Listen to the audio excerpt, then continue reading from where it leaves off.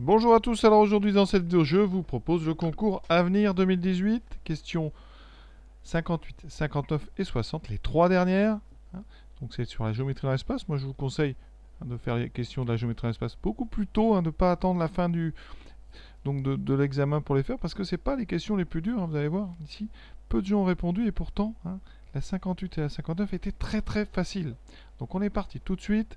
Donc je vous rappelle qu'on se place dans un repère orthonormé au Ishika. Question 58. Alors cette question 58, donc on considère deux points A et B, on vous donne les coordonnées et on vous propose une équation cartésienne du plan OAB, sachant que O, c'est le centre du repère orthonormé dont je vous ai parlé. Qu'est-ce qui est incroyable? Eh bien si vous regardez le rapport du jury, là vraiment c'est fou, pas de réponse ou réponse non valide, 86,9%. Ça veut dire que à peine 13% des candidats déjà ont essayé la question. D'accord. Et parmi ceux qui ont répondu, vous voyez, il y a quand même encore un taux d'erreur qui est grand. Alors que vous allez voir, le corriger, c'est très simple. Tout le monde sait faire ça. Donc c'est comment gagner des points et des places assez facilement. On va exploiter très vite l'information O, c'est-à-dire le point O appartient au plan OAB. Donc quand je remplace par les coordonnées donc de ce point, ça doit marcher. Alors qu'est-ce qui se passe? C'est presque du cours ça.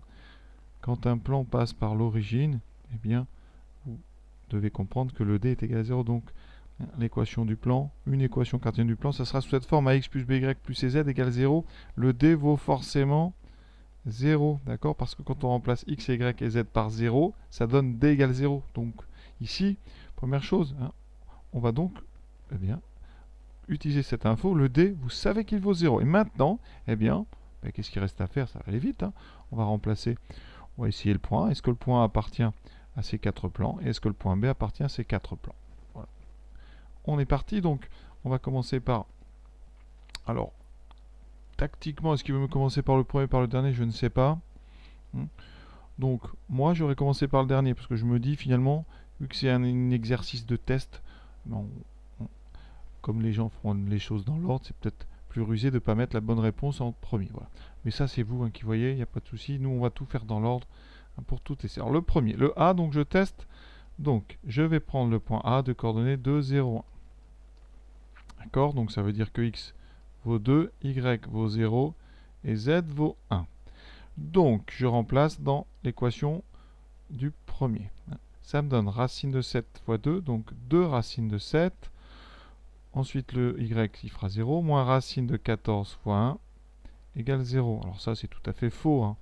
2 fois racine de 7, ça ne fait pas racine de 14.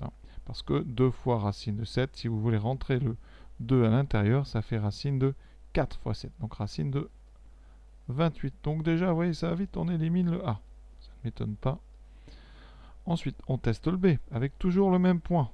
Le point grand A, donc racine de 5x, ça fait 2 racines de 5. Moins racine de 20 égale 0. Alors ça ne pose pas de problème parce qu'effectivement, racine de 20, si c'est racine de 4 fois 5, c'est bien 2 racines de 5. Donc le point ne permet pas d'éliminer la B. Donc dans ces moments-là, eh bien on va essayer le point, le deuxième point, le point B. Donc le point B, il a pour coordonnées 1, moins 1, 1. Donc quand je remplace dans l'équation du B, je dois donc prendre x égale 1, y égale moins 1 et z égale 1.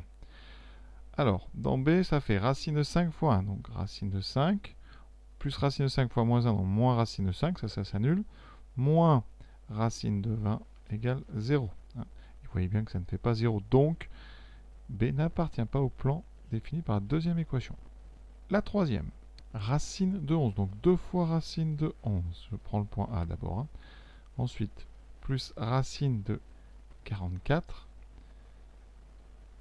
Voilà, égale 0. Ben oui, ça marche pas, parce que ça fait racine de 44 plus racine de 44. Donc on élimine la C. Alors je sais pas pourquoi ils ont mis la C. Peut-être que le point B était dans la C. On va vérifier. Racine de 11 plus racine de 11. Ici, plus non, ça va pas non plus. Ni le point A ni le point B ne sont dans l'équation du C. Donc c'était vraiment à éliminer assez rapidement. D'accord? Eh bien, il reste que le D. Donc là, à partir de ce moment-là, vous pouvez dire que D est bon. Sinon, vous vérifiez rapidement. D'accord? Donc je remplace x par 2. Ça fait 2 racine de 3. Ensuite, y vaut 0 et racine de 12. Est-ce que ça fait 0? Ben oui, parce que racine de 12, vous pouvez le transformer. c'est 4 fois 3, 12, donc ça fait effectivement 2 racines de 3, ça fait bien 0. Donc A est bien dans la quatrième, correspond bien à la quatrième équation. Pour B, je remplace x par 1, donc racine de 3, moins, donc ça fera plus racine de 3, moins racine de 12. Et effectivement, hein, ça fait 2 racines de 3. Racine de 12, c'est racine de 4 fois 3, je l'ai déjà dit, donc c'est 2 racines de 3. Voilà, donc les deux points A et B sont dans le plan défini par l'équation cartésienne du D. Donc la bonne réponse, c'était la réponse D. Hein. Moi, j'aurais personnellement commencé par la fin pour tester. Mais voilà, ça c'est vous qui voyez tactiquement. Après, il y a une question de chance, bien évidemment. Mais vous voyez, ces questions qui sont à la fin en 58, ces questions faciles, tout le monde sait faire ça. 59e question, on considère un plan, on vous donne une équation cartésienne de ce plan, voilà, et on va vous demander d'étudier l'intersection du plan avec la droite passant par le point O et perpendiculaire au plan OIK. Voilà, et on vous donne des propositions pour ce point d'intersection. Voilà. Alors il faut savoir qu'ici, encore une fois, réponse, c'est la question 59, peu de candidats ont été jusque-là ou n'ont pas eu le temps. Il y a 75% de pas de réponse ou réponse, donc seuls 25% des candidats, donc 1 sur 4, a essayé. Vous voyez, la bonne réponse, c'était la réponse A. Et en plus, parmi ceux qui répondent, vous voyez, hein, sur les 25% qui ont répondu, alors là, c'est bizarre leur pourcentage, hein, ça ne fait pas 75, mais parmi ceux qui ont répondu, on a l'impression qu'il n'y a que 11% de réponse A. Il faut savoir que les statistiques qui sont en bas, je les sors évidemment du site du concours à venir sur le rapport du jury. Vous pouvez aller les voir. Hein, il y a les proportions de bonnes réponses, de réponses d'ailleurs, pour chacune des questions. Ça peut être intéressant. Et vous y trouvez aussi la moyenne, hein, meilleure note, moins bonne note, tout ça. Alors, si vous voulez, je mettrai le lien sous la vidéo pour ceux que ça intéresse. Alors, comment trouver...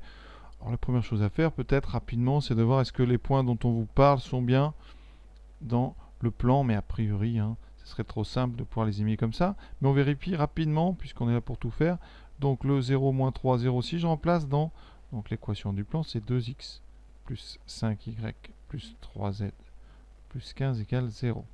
Alors ça va vite à vérifier parce que c'est 0 moins 3, 0. Donc seul y n'est pas nul. Donc ça fait 5 fois moins 3, ça fait moins 15 plus 15, c'est bon.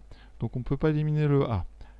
Ensuite le B, moins 7,5, ça fait 2 fois moins 7,5, ça fait moins 15 plus 15, ça marche aussi. Pour le C, 0, 0 moins 5, ça fait 3 fois moins 5, moins 15. Donc, vous voyez, on ne peut pas éliminer hein, une seule des quatre propositions en vérifiant l'appartenance. Donc, ça veut dire qu'il va falloir un petit peu étudier la suite, c'est-à-dire cette fameuse droite qui passe par le point O qui est perpendiculaire au plan OIK. Comment elle est cette droite? Alors, on va faire une petite figure. Donc, je dessine un repère orthonormal hein, en perspective. Donc ici, vecteur abscisse, axe des ordonnées, et le troisième à la cote, K. On vous parle donc du plan OIK. OIK, vous voyez, c'est ce plan-là, ici. D'accord, le plan de côté, si on peut l'appeler comme ça. D'accord, évidemment c'est infini, mais on peut l'imaginer comme ceci. Alors ce que vous pouvez remarquer, le repère étant orthonormal, J est un vecteur normal du plan OIK. Donc, si une droite est perpendiculaire à OIK, eh bien elle a pour vecteur directeur J. Donc J est un vecteur directeur de la droite D, hein, cette fameuse droite qui passe par O et qui est perpendiculaire à OIK. O appartient donc à cette droite et J est un vecteur directeur, donc conséquence, cette droite D, c'est la droite OJ, c'est donc l'axe des ordonnées. Et une fois qu'on a compris ça, il suffit de savoir que les points qui sont sur l'axe des ordonnées, ils ont une particularité. Un point qui est sur l'axe des ordonnées, il a un x qui vaut 0 et un z qui vaut 0. Ça, c'est un système d'équations cartésiennes qui définit l'axe des ordonnées. Donc les points, un point qui est sur l'axe des ordonnées, il a une abscisse nulle et une cote nulle. Il a donc uniquement une coordonnée en y. D'accord? Et vous voyez bien, le seul parmi les trois points qu'on propose qui a un y et x et z nul, c'est le premier. Donc la bonne réponse c'est A, effectivement. Le point qu'on vous propose, eh bien il est dans le plan P, on l'a vérifié tout à l'heure. Ensuite, il est bien sur la droite dont on vous parle, l'axe des ordonnées. Et comme eh bien, cet axe, évidemment, il s'étend au plan P, hein, ça c'est évident, hein, vu ici les coordonnées du vecteur normal du plan 2, 5, 3, il est bien séquent avec donc l'axe des ordonnées, et donc par conséquent c'est la réponse A. Et on arrive enfin à la dernière question, la 60e. On vous fait 4 propositions, laquelle est vraie? Alors, hein, c'est des phrases, donc ça c'est plus difficile parfois, en temps limité, de bien gérer ça. Si on regarde le rapport du jury, on voit que 50% des candidats n'ont même pas essayé. Et parmi ceux qui ont essayé, il y a quand même pas mal de fautes. La bonne réponse, c'est la C. Vous voyez, il n'y a eu que 13% de bonnes réponses. Donc les gens ont peut-être répondu un petit peu au hasard par précipitation. Voilà, donc on va nous bien les faire une par une. Voilà, pourquoi est-ce que A, B sont faux et pourquoi est-ce que la C est vraie. On peut commencer par vérifier que C est vrai. Alors on prend 4 points distincts et alignés. Donc A, B, C, D. Alors ça veut dire que vous avez 4 points alignés. On va faire un petit dessin rapide. A, B, C, D. Voilà. Et on vous dit qu'il est toujours possible de trouver deux plans perpendiculaires, tels que l'un passe par B et C et l'autre passe par A et T. Alors ça c'est, on va dire, évident. Hein. Imaginez donc une droite, vous prenez un premier plan, d'accord, voilà, qui passe par de toute façon les 4, donc il passe forcément par BC, et vous prenez eh bien, un plan perpendiculaire à celui-là, hein, dont l'intersection avec le premier plan, ça serait la droite. Hein. On imagine ça assez facilement. Vous voyez, vu que les 4 points sont alignés, de toute façon, dès que 2 appartiennent à un plan, les 4 appartiennent. Et donc là, c'est vraiment évident. Hein, avec 4 points alignés, vous pouvez toujours faire ça. Hein.